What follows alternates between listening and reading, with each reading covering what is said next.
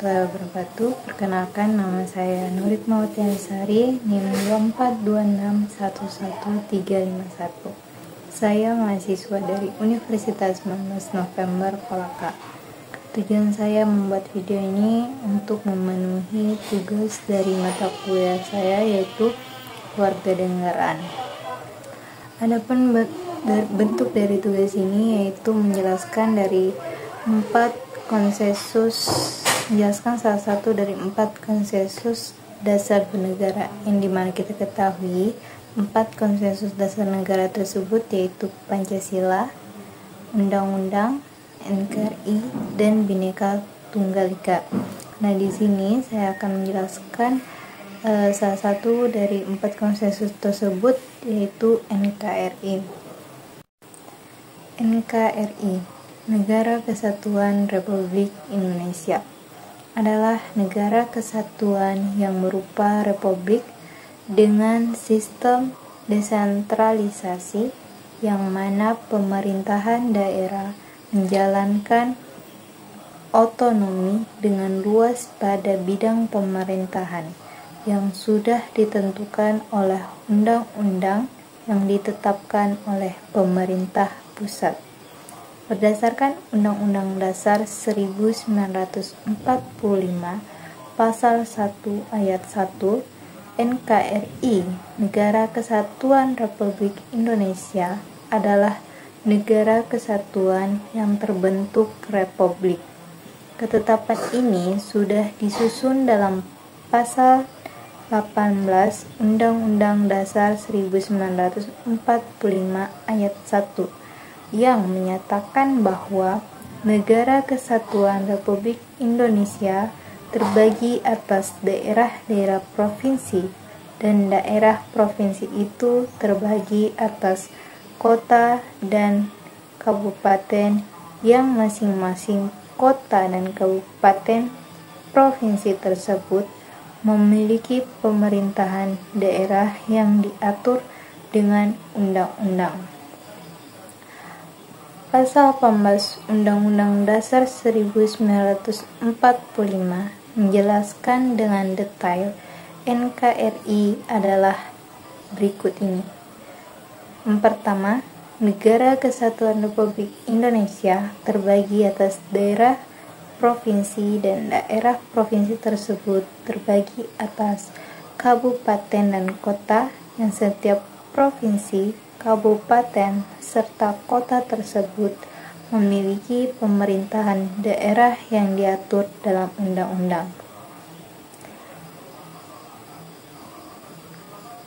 Pemerintahan daerah provinsi, daerah kabupaten, dan kota mengatur dengan menjalankan sendiri urusan pemerintahan berdasarkan asas otonomi dan tugas pembantuan. Pemerintahan daerah provinsi, daerah kabupaten, serta kota mempunyai DPRD atau Dewan Perwakilan Rakyat Daerah, yang anggotanya dipilih dari pemilihan umum. Gubernur, bupati, dan wali kota adalah kepala pemerintahan masing-masing daerah provinsi, kabupaten, dan kota yang dipilih dengan cara demokrasi. Adapun tujuan dari NKRI berdasarkan pembukaan Undang-Undang Dasar 1045 adalah: yang pertama, sebagai pelindung segenap bangsa Indonesia dan seluruh tumpah darah Indonesia. Yang kedua, memajukan kesejahteraan umum. Yang ketiga, mencerdaskan kehidupan bangsa. Yang keempat, ikut melaksanakan ketertiban dunia menurut kemerdekaan, perdamaian abadi, dan keadilan sosial.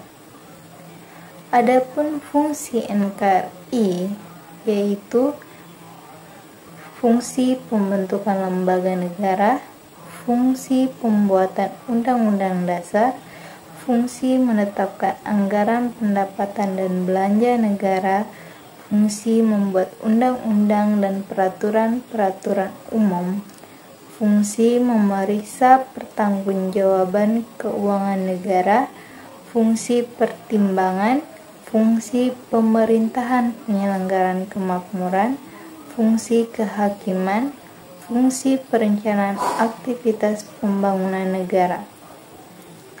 Bentuk negara Indonesia adalah negara kesatuan dan republik. Berikut maknanya. Negara kesatuan. Bentuk negara Indonesia adalah negara kesatuan yang berarti bahwa pemerintahan pusat memiliki wewenang yang lebih tinggi daripada pemerintahan daerah. Pemerintahan daerah memiliki kewenangan yang lebih yang diberikan oleh pemerintahan pusat, dan pembagian wilayah administratif tidak mengubah status kesatuan Indonesia sebagai satu negara. Poin yang kedua yaitu republik. Indonesia adalah republik, yang berarti kepala negara dipilih oleh rakyat melalui proses pemilihan umum. Presiden adalah kepala negara dan pemerintahan serta bertanggung jawab kepada rakyat dalam menjalankan tugas dan fungsi negara. Poin yang ketiga yaitu kedaulatan rakyat. Makna penting lainnya adalah kedaulatan rakyat. Pemerintahan Indonesia berdasarkan asas kedaulatan rakyat, di mana pemerintah berfungsi atas kuasa yang diberikan oleh rakyat.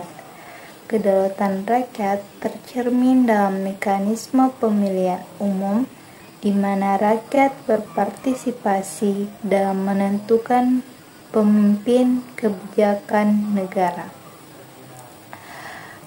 Poin keempat yaitu Pancasila sebagai dasar negara.